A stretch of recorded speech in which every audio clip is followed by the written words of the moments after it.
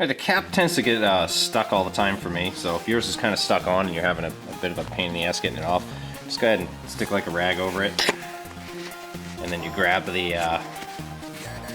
bastard with the pliers here, just with a rag like that. Easy.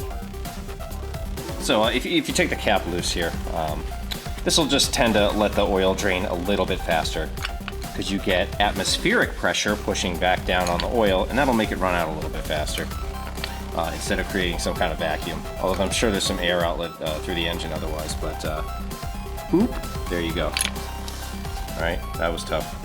If we swing over here to the right side of the bike, you'll see that this is actually an oil drain bolt as well. But I would use the other one that's under the engine more. If we swing underneath the bike, I know this is hard to see. Right here, you got a 17 millimeter, there it is, and put my finger on it right here.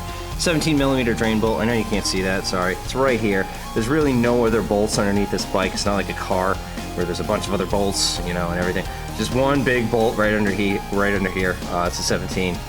You also have the other drain bolt on the side. Slide forward here. You got the main oil filter cover right here. And when you do all this, if you got exhaust pipes like I do, like aftermarket, whatever, they're in the way, just go grab some aluminum foil and wrap it around the pipes so that you don't get oil all over them. This helps keep it clean. Alright, so before you get going, you're going to want to warm up your vehicle to get maximum oil drainage. It's the middle of the winter here for me right now, so that's not going to happen. So instead I can just let it sit here and kind of drain into the bucket for a long time. And when you take off this front oil filter cover, this is sort of what you're going to see. Important points are this locating fin right here is going to go in. If you can see that right there, there's a little recess right there where that's going to go in. I know it's hard to see. Get around here, there it is. You can see it right there in the middle. That's really the only locating thing. Just make sure you get it in straight.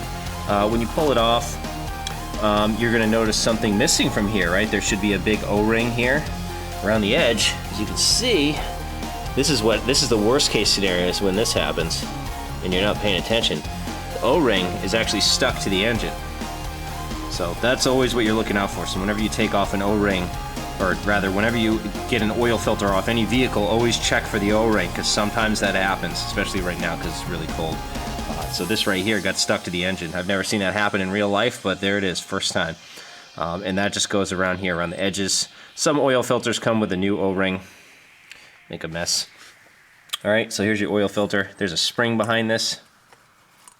Last I checked, there was a freaking spring.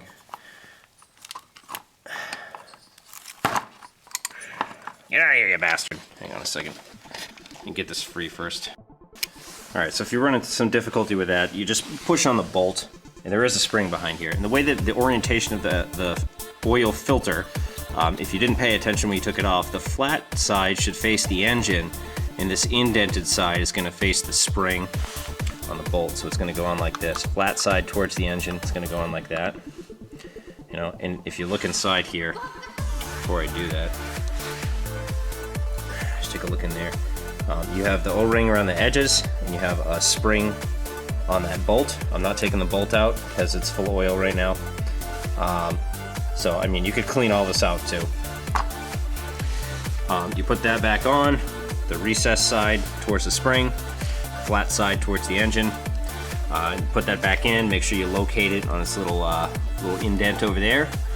Plug the oil filter bolt back up. Which I put down here. This should have a gasket on it, which, yeah, okay, it's there, sorry, I'm looking at it. It's a little, looks like a copper one. I reuse them. I have never had a problem. Just, when you're putting this back on, just don't over tighten it. That's the biggest problem anyone's gonna have. I use a 17 millimeter wrench, and I just kind of wrench on it until it feels pretty snug. That's it. No reason to kill that. Then when you're done with this, fill it back up with oil in the oil filler. If you're not doing a filter change, you want to do about 2,000 cc's of oil, about 2 liters. Same thing, right? If you're doing an oil filter change, it's going to be a little more than that, maybe around 2.5. So I would go ahead and dump in 2 2 liters, and then check the oil level, and then just top it up. And then when you're done, run the bike, let it idle for a little while, warm up, and then look for leaks. And then if anything is leaking, make sure you tighten it up a little bit. It's better to go a little loose and have a little oil leak out than it is to destroy your hardware. So there you go. Then you just, you know, ready to roll. Pretty simple job, but there you go. I know it's not the greatest visibility, but honestly, there's not much to mix up when you're doing this. Pretty basic stuff here. All right, here's a little useful tidbit I just thought of. When you're checking your oil on these types of motorcycles, usually what you're gonna do is when you check the oil, you don't actually screw the cap all the way in. You unscrew it, wipe this off, and then just hang it like on the edge here. And that's how you're gonna check it. You're not gonna screw it in. So don't screw it in. You just wanna hang it over the edge, and that's how you're gonna do it. I usually do it when the motorcycle's on the center stand, but it's not gonna make an enormous difference as long as the bike is vertical and not leaned over. If you have it on the side stand, that could definitely affect your level, but so do the best you can. Sometimes if you need to check it by yourself, I'll sort of stand over the bike and like lean over and check it that way.